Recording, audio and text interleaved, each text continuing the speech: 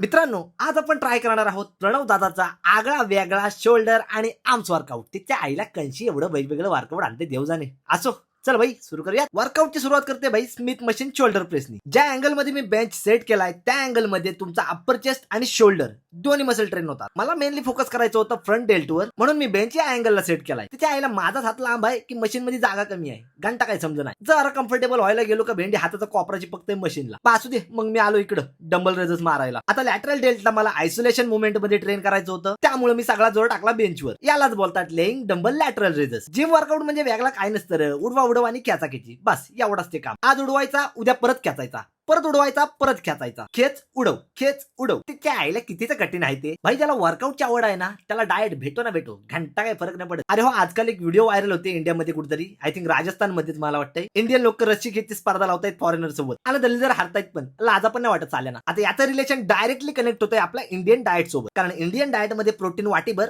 आणि कार्बोहायड्रेट ताटभर खाल्लं जातंय. त्यामुळे मसल कमी आणि चरबी जास्त वाढतंय. आणि अशा परिस्थितीमध्ये माणूस दोरी खेचल का स्वतःचं वजन सांभाळल. मरो तिच्या आईला ह्यांच्यावर चर्चा करता करता आपला वर्कआउट संपायला आला. आर्नोल्ड प्रेस मारून शोल्डरना झोपवला आणि प्रेचर कर्ल मारून बायसेपला उठवला. तुम्हाला माहितीये बायसेप मध्ये लय ताकद आहे आपल्या, पण तिच्या आईला भीती या गोष्टीची वाटते की भेंडी हेवी मारायला जायचो आणि बायसेप फाटून हातात यायचा. तरी पण मस्करीत 50 किलो उडवला. त्याला ठेवला तर की ट्रायसेपला दाबला. भाई टाइम कमी आहे आपल्याकडे, 3 मसल 1.5 तासात उडवायचे आणि मग डंबल घेऊन उडवायला सुरुवात केली. याला म्हणतात हॅमर कर्ल. यो मारल्यावरती तुमचा बायसेप समोर ना कसला 3D दिसतोय भाई. तो ठेवला नाही तर लगेच परत ट्रायसेप दाबायला सुरुवात केली. यावेळी ग्रिप उलटी धरली आहे. ठार ओरिजिन पासून इन्सर्जन पर्यंत टेन्शन फील झाला पाहिजे. बॉडी बनली. चल आता पोज मारू. बाबा बाबा काय बॉडी दिसतंय यात. शोल्डरवर भरल्यात नुसता रेगाचा रेगा. तिच्या आईला या मेन फिजिक्सचा पोज मी काय मारते मलाच कळ नाही, पण असं लय भारी दिसतंय माझ्यावर. अंगावर नुसत्या रेगाचा रेगा दिसतात भाई. आपली बॉडी आवडली असेल तर हा वर्कआउट नक्की ट्राय कर आणि अशाच आणखीन मजेदार वर्कआउट रुटीन साठी आपल्या भावाला फॉलो करच भाई. तोपर्यंत आलोच पुढचा वर्कआउट घेऊन.